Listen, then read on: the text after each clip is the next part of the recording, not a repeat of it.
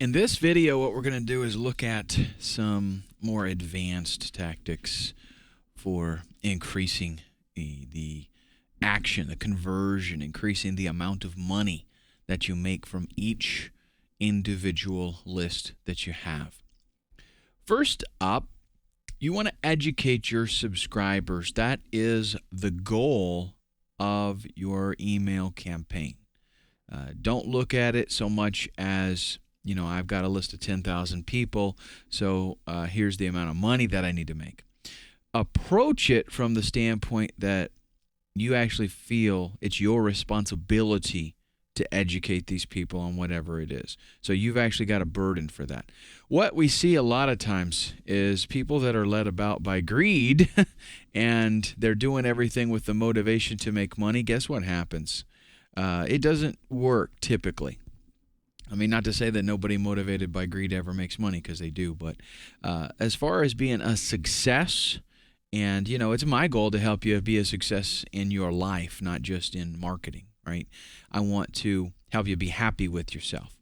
So approach this from the standpoint that you're a teacher, and it is your job, it's your responsibility when people come on your list to help them, to educate them.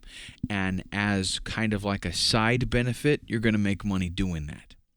Have a call to action in your emails. This is something that, people, I see this on sales pages still, although most people are catching up to that, but I see it in emails all the time. You don't just put a link in your email and assume people know to click on it. You actually need to tell them to click on it, to watch the video, to click on it and fill out the form, whatever it is. You want to have a call to action. And it kind of goes, it's one of those things that people they eliminate because you're sitting down writing this email and you know what you want people to do. So you're so close to the problem that you're not able to realize that you really do need to tell them to do that. Attention-grabbing subject lines are very critical in your marketing campaign, because it doesn't matter how good your offer is. It doesn't matter how good what your, maybe you've got a free webinar for them to sign up and watch, and it's going to be very valuable. Even the copy in your email could be really, really, really good. But the fact is, if your subject line isn't good and doesn't grab their attention, they're never going to read about the webinar. They're never going to sign up, and they're never going to get that good content that you're giving them. So an attention-grabbing subject line is critical. You have to be careful with the things that you put in the subject line, because there's kind of like there's a very fine line in attention grabbing and spammy, which if it's spammy, then they'll never see it. So here are some things that you want to do and some things that you don't want to do to help your subject line be attention grabbing but not violate any other rules. One is, don't use the person's name in the subject line. I know, we all see this, and there are people that still teach that you need to do this. But listen what I am finding here. First, let me tell you the premise of why they do this. Because spammers generally go out and they just harvest email addresses. So they typically don't have people's first name, whereas as a legitimate marketer, I ask for their first name and their email address, and they give it to me. Okay, same thing for you. So as a distinction, some marketers, actually a lot, started using their first name. Our autoresponder allows us to pop in a first name from what the people filled out. Allows us to pop that in kind of like a little placeholder thing. So my email might say, "Hi, John, check this out," whatever. Well, the thing is that the spammers really couldn't do that. So a lot of marketers started utilizing that tactic. The thing is, how often, if you're writing an email to a friend, how often do you put their first name in the subject line? Probably never. More than likely never. So the thing is that while that did work for a little while, because people were like, hey, they saw, my name is there, and that was kind of new. Well, it's gotten old, and people pick up on it way too quickly. So it's just, I generally don't like using somebody's name, even in the emails, unless it is with the normal flow of the conversation. Because what you want to focus on is that your email seems very personal, and it seems very much one-on-one. So it's okay to use the name in the email with the placeholder there, right? I do that myself. But you don't want to use it just for the sake of using it. You want to use it when it seems appropriate. Target the audience, meaning figure out exactly what it is that they're looking for. What have they opted into your list for? And deliver exactly that to them. So if you've got a list of internet marketers, and let's just say that you're in the internet marketing list. If you are going to promote maybe a product for free traffic generation, or a product on pay-per-click or social networking, something like that, you want to cater that specific, get in mind who it is that you're trying to reach and specifically give that to them. If your audience is, let's say that it's some kind of weight loss thing, okay, or fitness, something like that. You want to address them. When I say targeting the audience, you want to actually address them, pull them out of the crowd, so to speak, even though it's going to fit your whole list.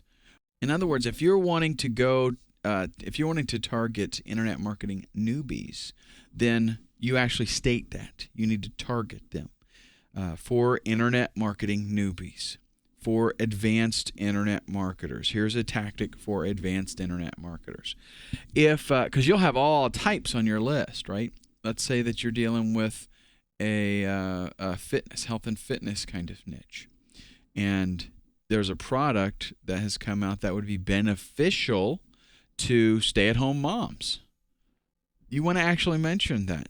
So you want to, because what's going to happen is actually, I'm going to be showing you how to segregate your lists and make smaller lists of individual, circumstances. Like the list, you might have a general health and fitness list. But then what you'll have underneath that is you might have you might have another list that is specifically for men. Okay, you might have another list that is for young mothers, another list for teens, whatever. But you're going to break it down so that you can send out general messages to the whole, everybody that would be interested in whatever the product is, but you also have the ability to send out specifically to stay-at-home moms that are interested in fitness. Okay? Use power words like new, exclusive, fast, unlimited, things that carry a weight with them, things that attract people and that have some emotion involved in them. You're going to use those in your subject line. Notice also that I did not capitalize any of those words. Don't capitalize the first letter of each word. Why? Well, because it looks too much like a corporate style email. It looks too much like an email that they'd get from some online business or something. And we're again wanting to affect the form of a very personal letter.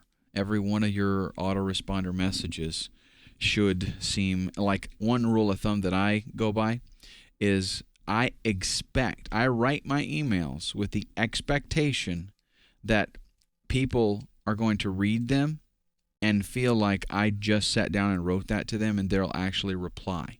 So if I have a series, an autoresponder series, and I don't get replies back, then I go back and rework it because I'm missing something if that's the case.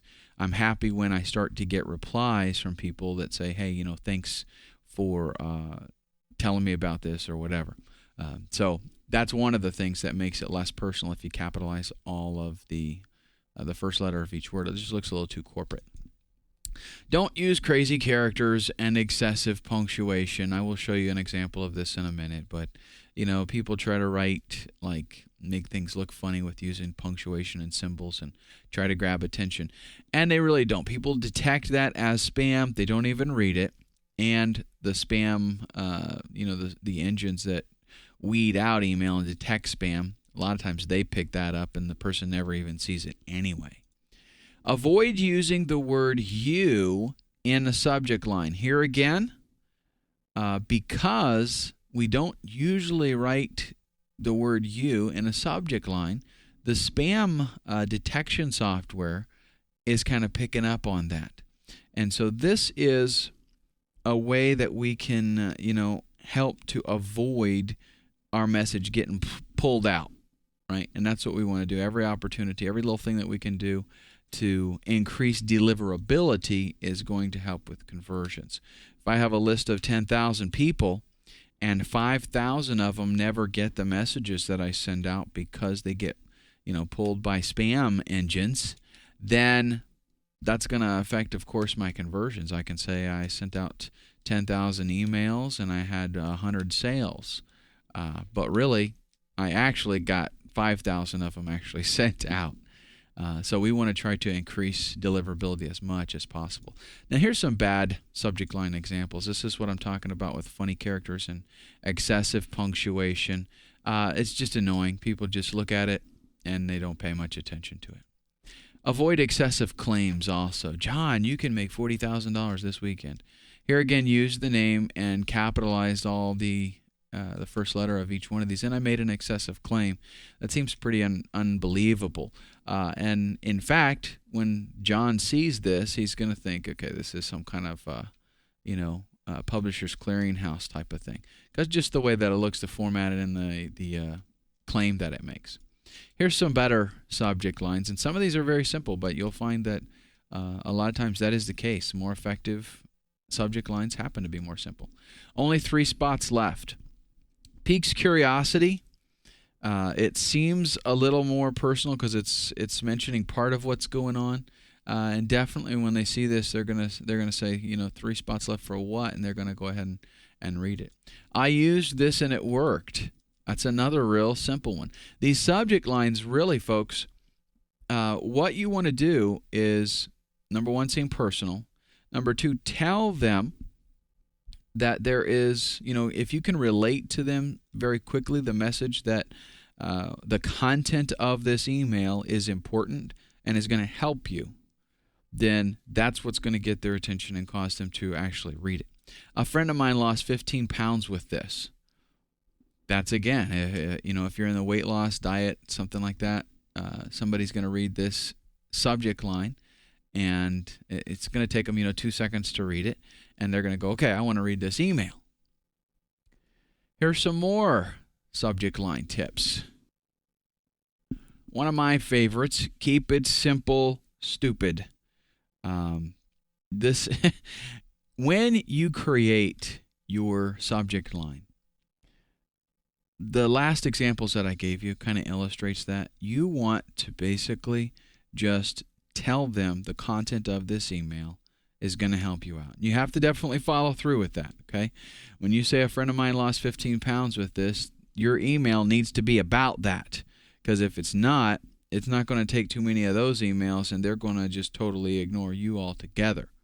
But short and sweet, cut to the chase, and let them know this email is genuinely going to help you. WIIFM. Bear in mind that everybody in the world is listening to this radio station. What's in it for me? So as you sit down and write your subject line, that's one of the things that you bear in mind is you have to relate to your reader that this email is going to solve a problem for them. It's going to help them. It's not all about buy my stuff. It's about, hey, look, here's something I can do for you. Your personality sells, not your autoresponder. This is something that probably needs even more stress put on it. but I'll do my best here with this. Your very unique personality is what is going to separate you from the regular marketing world that's out there. So therefore, in everything that you do, not only your subject line, but the actual emails themselves, you need to let that personality come through. And if maybe you don't have a personality, or maybe you have a personality that a lot of people don't get along with, okay, whatever the case might be, you can go ahead and affect a different personality. You can you can have maybe a writing personality where maybe you're normally a pretty sober, relaxed individual, and you want to seem energetic in your emails, okay? So you affect that energy when you sit down to write, but you need to have a focused personality that people can recognize and let that come out in everything that you write, really. Read the newspaper. This is a good place to go to get ideas for headlines, because newspapers, I might add a lot of the magazines that you go to the store and they have at the checkout, same kind of thing there. What they do, and they're very, very good at it, is they target a specific part of a story that they want to tell. And a lot of times I know they target a part of it that's maybe not quite 100% accurate, okay, but it tells a story in and of itself, a part of a story at least, or maybe a certain a viewpoint of the story in a very short space. And that's essentially what the subject line needs to do.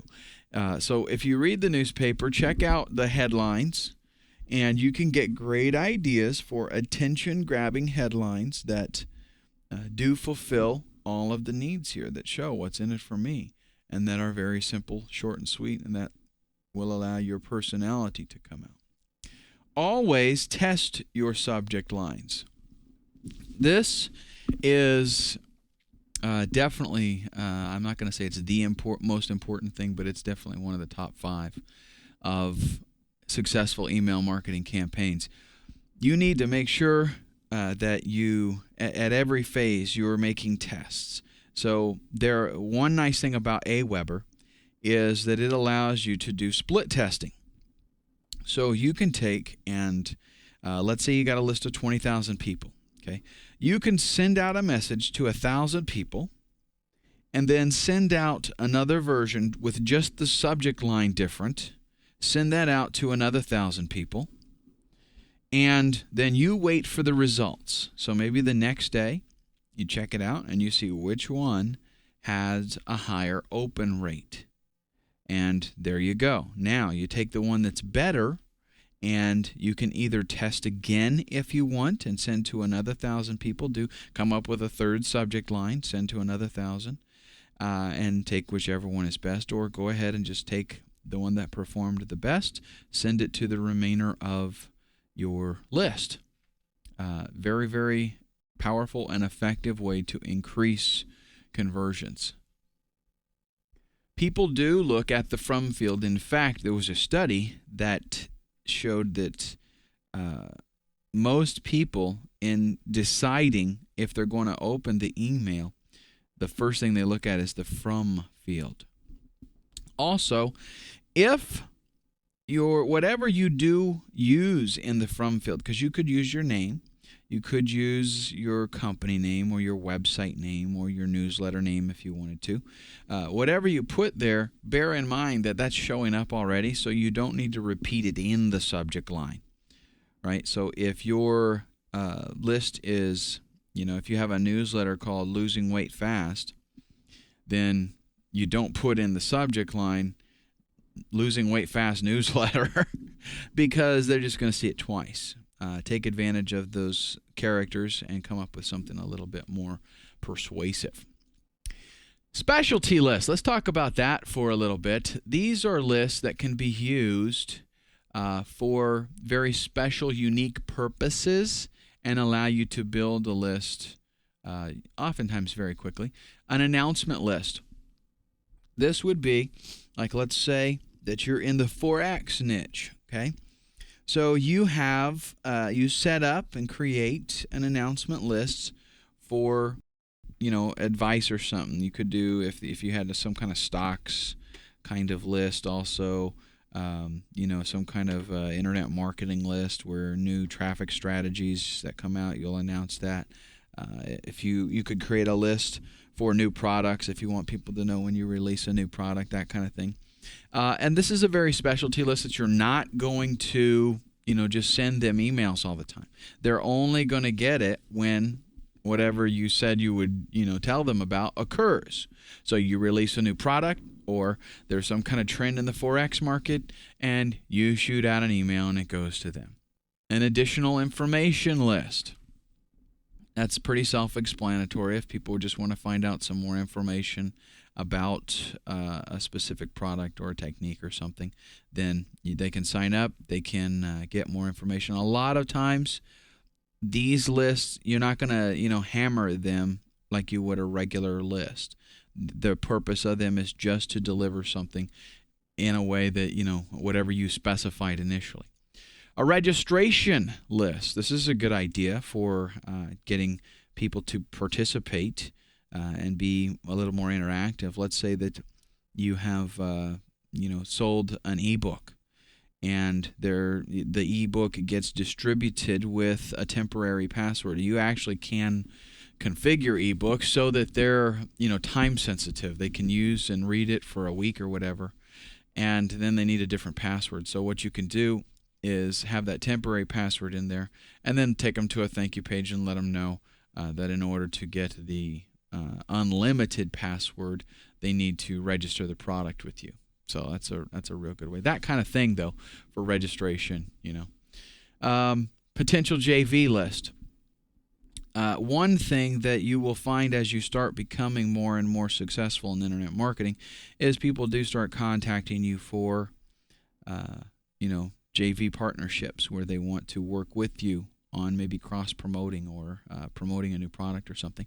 And what you can do is on your website have, maybe an affiliates page or something, and right on there too you can have a form and let them know this is for potential JV partners. If you're interested in a joint venture with us, please fill out this form, and you can say, we don't have any openings right now, but from time to time we do experiment and explore other opportunities. So, something like that, just to start building a list. That way, when you do need it, you can let them know, we don't have anything right now, but we may in the future. And that way, when you do need it, lo and behold, you check out your potential JV list there, and you've got 50 JV partners, people who have said they would be interested in doing something with you, and then that's at least you don't have to start from zero, right? All right, your content. Let's talk about that for a little bit. Your content, the stuff that you send out, bear in mind that this is making you, this is representing you, it's building your business. With that in mind, only promote stuff that actually works. Because guess what? If you promote junk, people are going to perceive you as a promoter of junk. And more than likely, you don't want that. So this is kind of a difficult call because I know a lot of people, they go out there, the goal is they just want to make money. And unfortunately, if that's what you're trying to do, more than likely, it's not going to be so much a success for you. You have to have a goal of building a business, not just making money so you can get a nicer car. You need a goal of building a business because that's what this is all about. So that being the case, when you do promote something else, you want to make sure that it's not junk. You want to make sure that it is helpful, that it works, that it is beneficial to your subscribers. Because when you promote stuff that does work, when you promote stuff that genuinely does help them, then they have like a bond with you. When you promote something that is junk and they try it out based on your recommendation, what do you think that does to your image? It doesn't help it, that's for sure.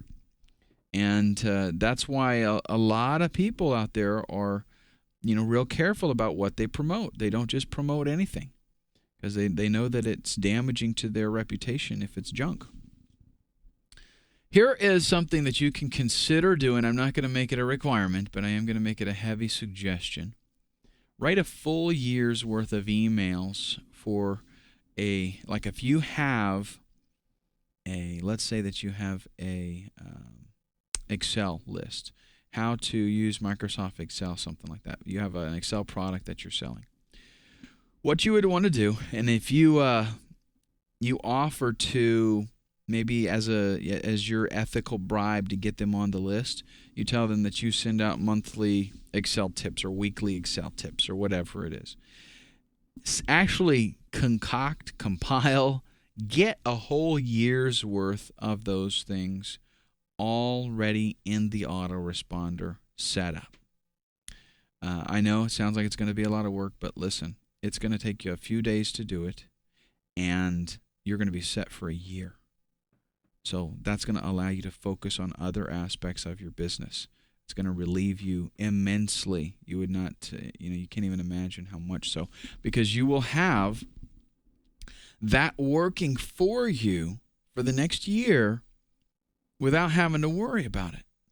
And again, we want to let the personality come through there. So it's not the autoresponder that is doing the selling. It's what you put. It's the content. It's the personality that you put in there. And if you have a whole year's worth, it's just going to be such a big help to you. So you might not necessarily do it for all of your lists, but try to do it at least for one. And I think once you do that, you'll be like, that was a big help to me. So I'm going to sit down and do it for the other ones. Use an unadvertised bonus on your confirmation page. This is a killer over the top, secret. How many people go out and set up an autoresponder and they don't even think of the power of the confirmation page? And what do? They use the one that's supplied by the autoresponder company, like AWeber. Just a default generic page that says, hey, thanks for signing up. Check your email. What a waste. That individual just opted in they just overcame a huge hurdle. That is the time when you want to hit them up with something else. So go to the trouble of creating your own confirmation page, put it on your server, and give them an unadvertised bonus, something that they didn't expect. You didn't say anything about it, but it's a freebie that's just going to be, beneficial to them. You are building at that point, you're building a very strong trust relationship. They're going to be like, hey, he is just awesome giving me all this stuff. And the next time you send out something for them to buy, they're going to be 100 times more likely to do it. Give your subscribers something that they can give away to somebody else. Why? Because every one of your subscribers will then become essentially an affiliate of, it might even be a free affiliate, like they just work for you. They're your salesperson. In your ebook, maybe you give them an ebook and then you tell them, feel free to distribute this to your friends, because in your ebook, you have links. You have links back to your site. You have links back to products that you're selling and that you're promoting.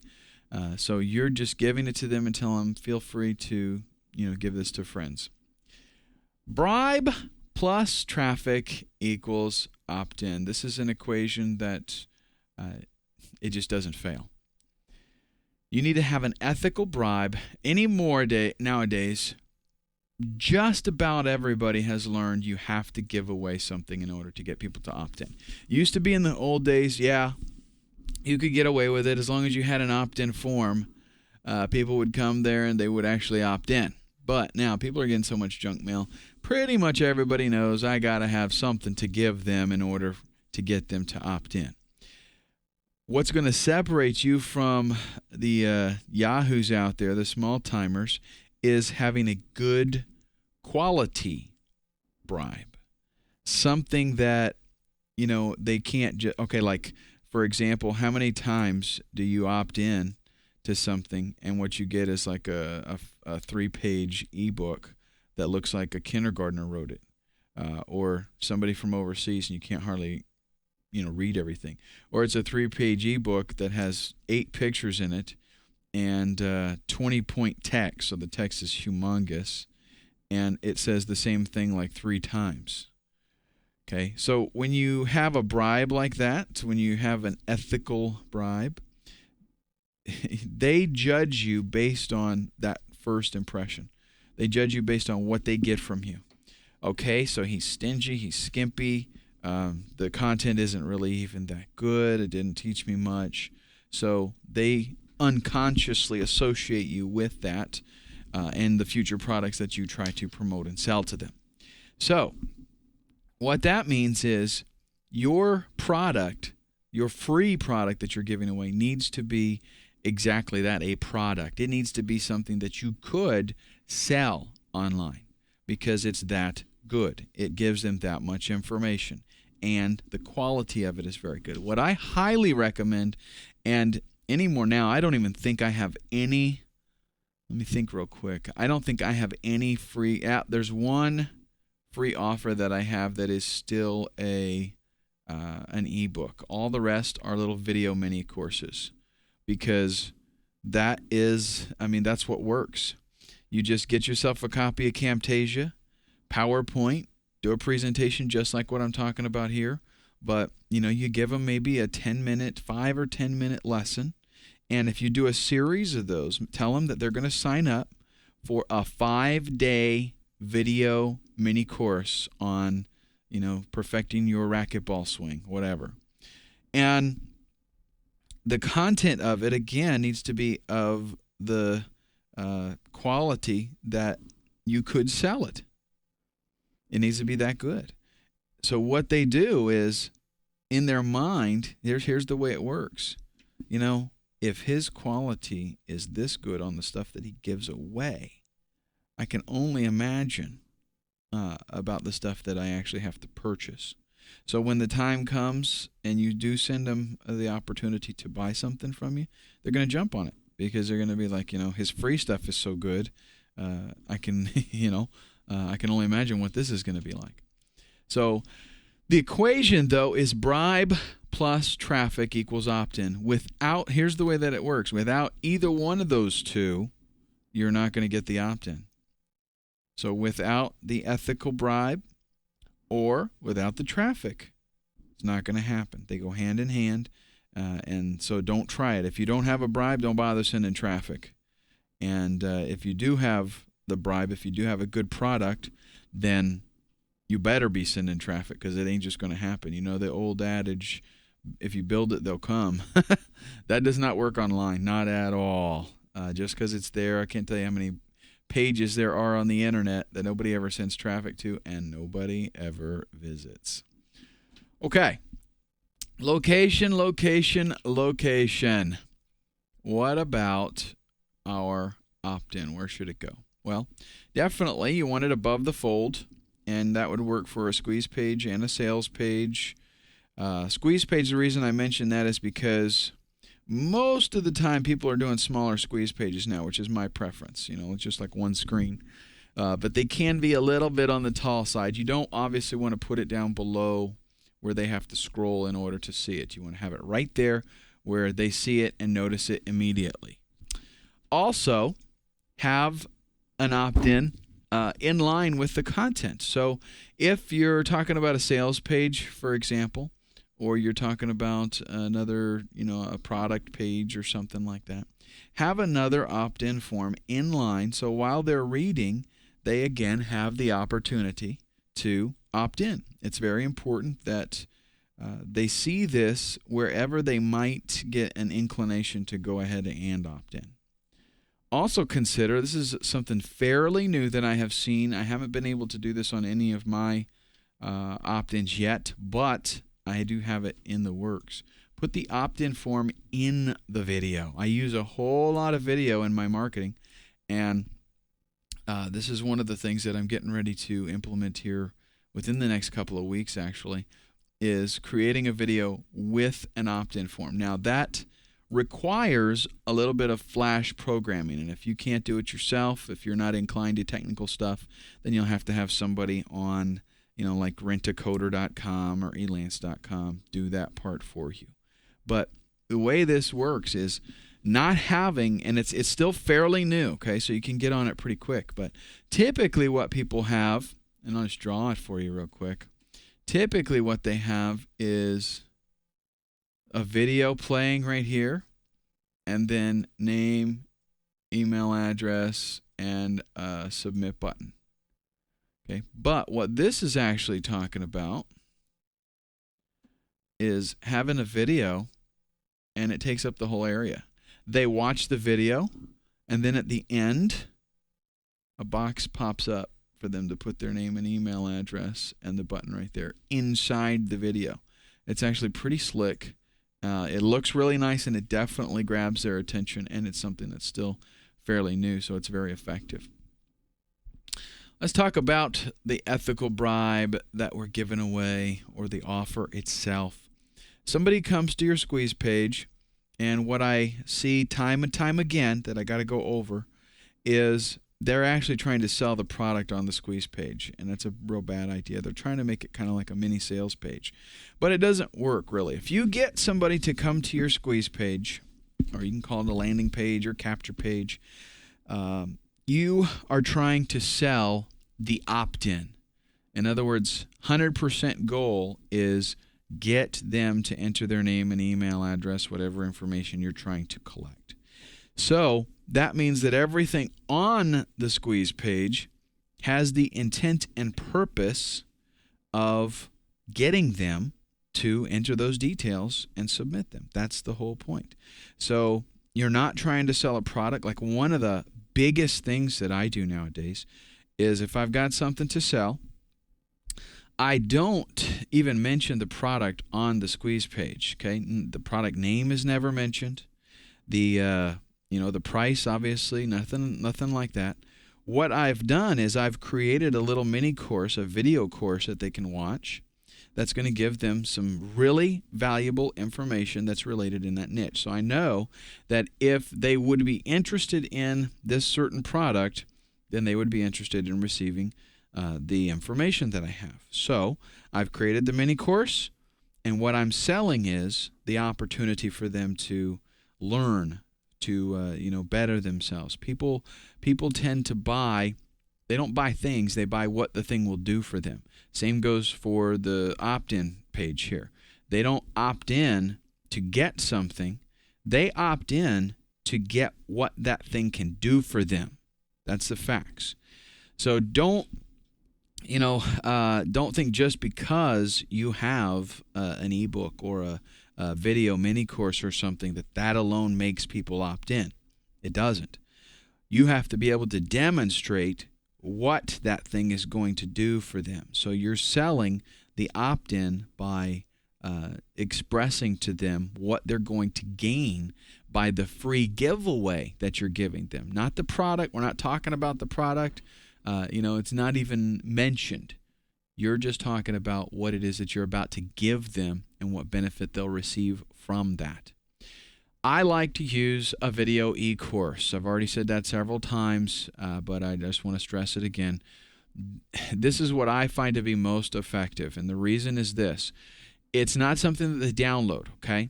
A lot of times with an ebook, you will give them a link where they can download it. If you do it smart, at least you will send them to a web page where you have an opportunity to show them some other stuff, right? And they can, in other words, in your email, if you are using an ebook, do not put the link to download the ebook right there in the email. You put a link to a website where they'll go, and the product, the ebook that you're giving away, the download link is on that website. And they can go there and they can click and they can download it, but you've got other stuff there. Okay, so you got them to come visit you again. And that's better. The more and more we can get people to be exposed to us, the more likely that they are that they're going to buy from us eventually. But what this is you set up the same thing. You set up a page. You can have day one, and it's set up on a certain page, and there's a video for them to watch. So they come and watch the video.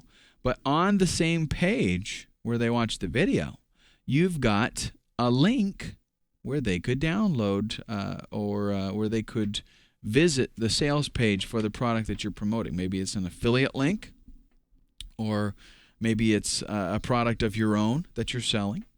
But right there when they watch the video, they have the opportunity to go and click and find out some more information. And you do that with every single one of them. Let's say you have a 5-day e-course. So the first email that they get about it, they got the link, they go to the website, they watch the video. There's a link there where they can find out some more information if they want to. And the second day, they get an email that says, hey, here's day 2, whatever. And they go to that page, and then they can watch day 2's video. And, of course, there's the link again. Every day, it's they're getting exposed to the same kind of thing. But the videos, they're more engaging. People are much more likely to watch a 5 or 10-minute video than they are to read a couple of chapters in an ebook.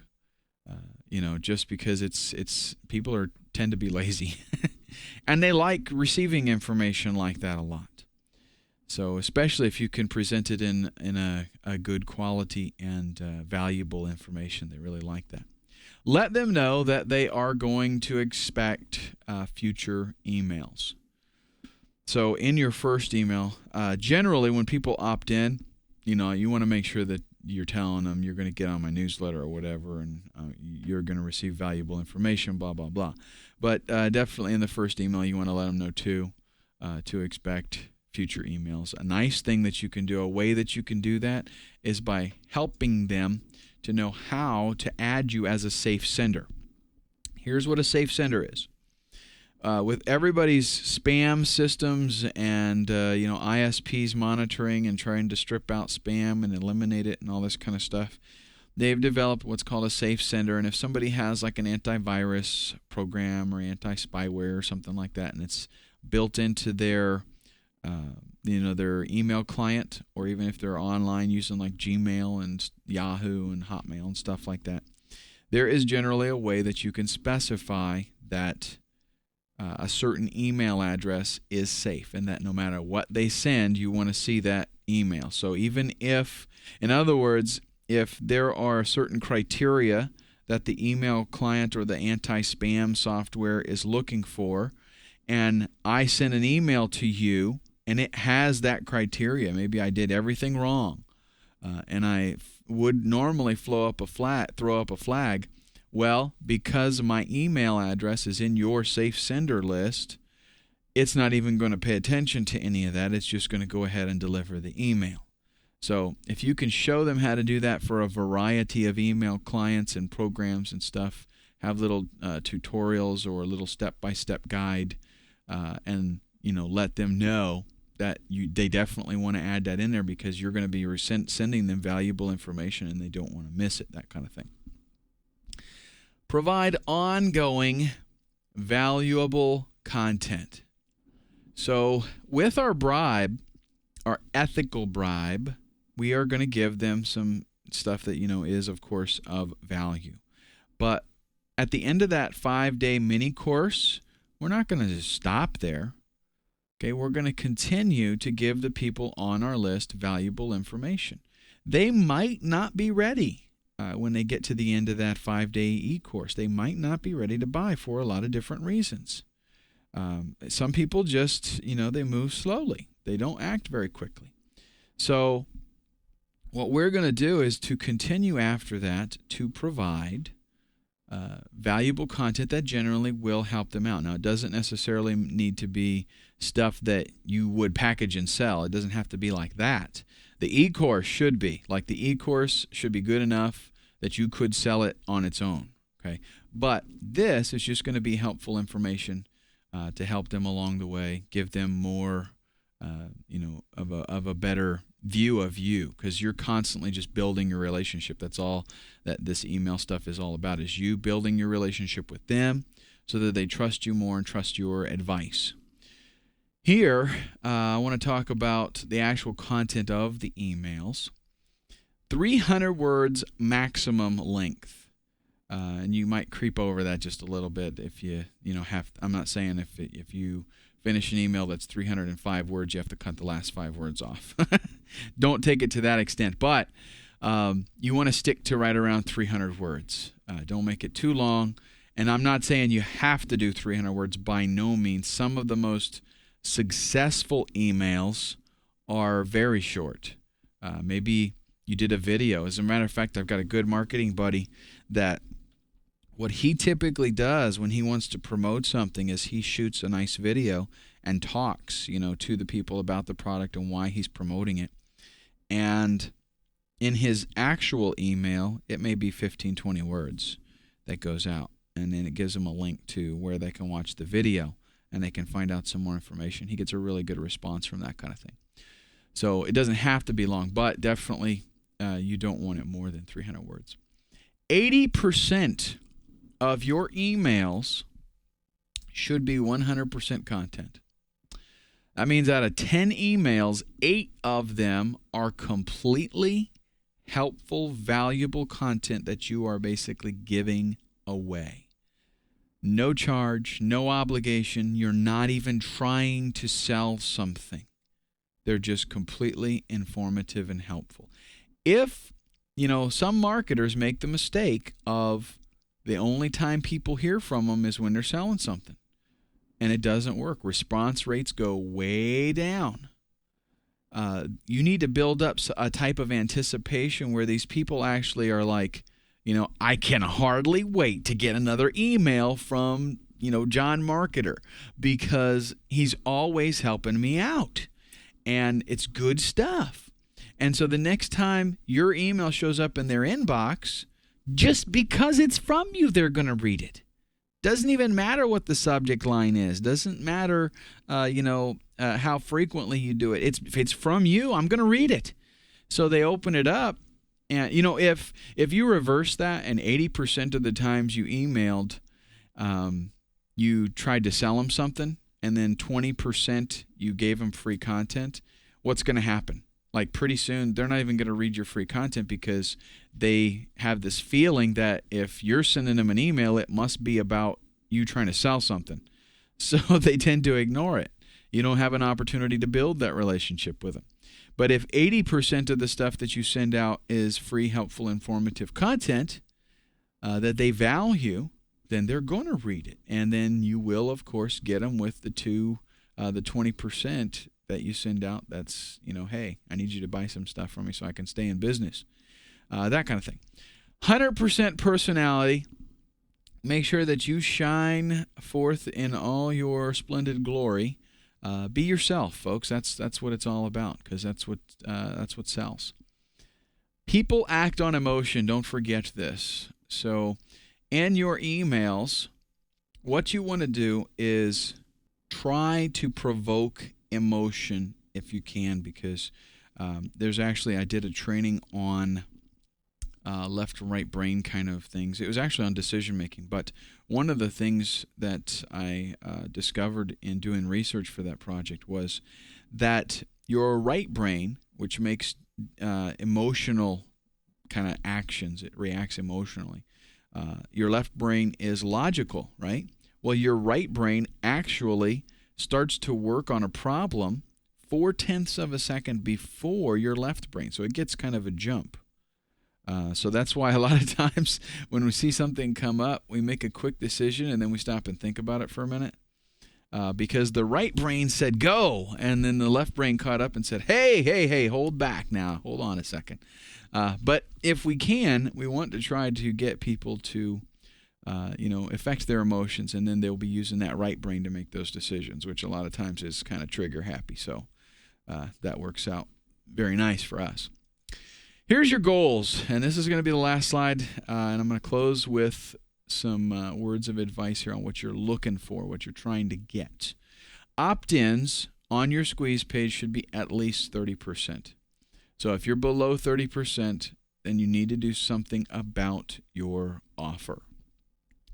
What we're talking about here is out of 100 people visiting your squeeze page, okay, or any page that has your opt-in form on it, out of 100 people, you need a minimum of 30 that actually opt in.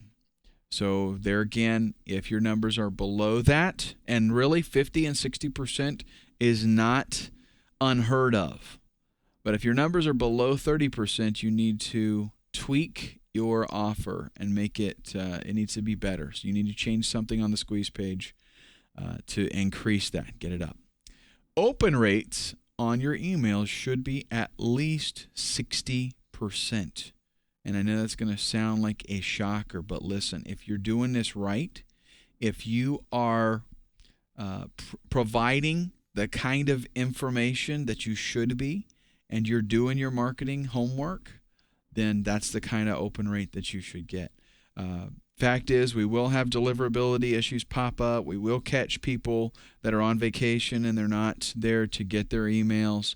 But what I like to see is when I send out an email, 60% open rate. Now, doesn't necessarily mean that 60% are going to do what I wanted them to do, but at least 60% need to open it up and, read the email. As far as actual action, email responses should be at least 25%. Now, that means I need to quantify the numbers here. That does not mean if I send out 100 emails that 25% of the people do what I want them to do, because we have the the open rate that we have to take into consideration. So what that means is, let's say, and I'm going to use fairly round numbers just to make it simple to do the math, because I don't like doing math in my head. If I've got 100 emails that go out and I've got a 50% open rate, okay, that's half. It's a little bit short of what I would like. That means 50 people did open the email. Of those 50 people, 25% of them should click on it. Okay, so a quarter of them, about 12 people should click and act.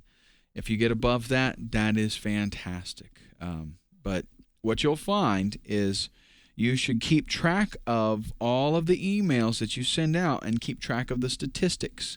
So what you do is, in your swipe file, you can create a swipe file specifically for your stuff. So you send out an email and you send it out to your list. Maybe you got 5,000 people on your list, and you get a 65% open rate. Okay, fantastic. And then you get, out of those that opened it, you get a 40% response. People click on the link and do what it is that you wanted them to do, which is, click on the link. That doesn't mean your sales are that high, right? It just means that people actually did click on it. Well, what you want to do is keep track of that, and maybe even if you want, you can go to the extent of making an Excel spreadsheet to say, okay, here was my subject line, here was how many people I sent to, here is the open rate, and here is the response rate. This percentage of people clicked on it. Well, the next time you send out another one, maybe it bombs and you got a 10% open rate, and the email response was like 5%. It was just ridiculous. So what you want to do is keep track of that kind of stuff and analyze it and look at, okay, this one here worked. Why did it work? And this one here didn't work. Why didn't it work? And that will, definitely make you a better marketer, make you a better email marketer. All right, so I wish you the very best in getting maximum cash from your email list. Thank you so much for joining me, and squeeze the trigger and ride the bullet.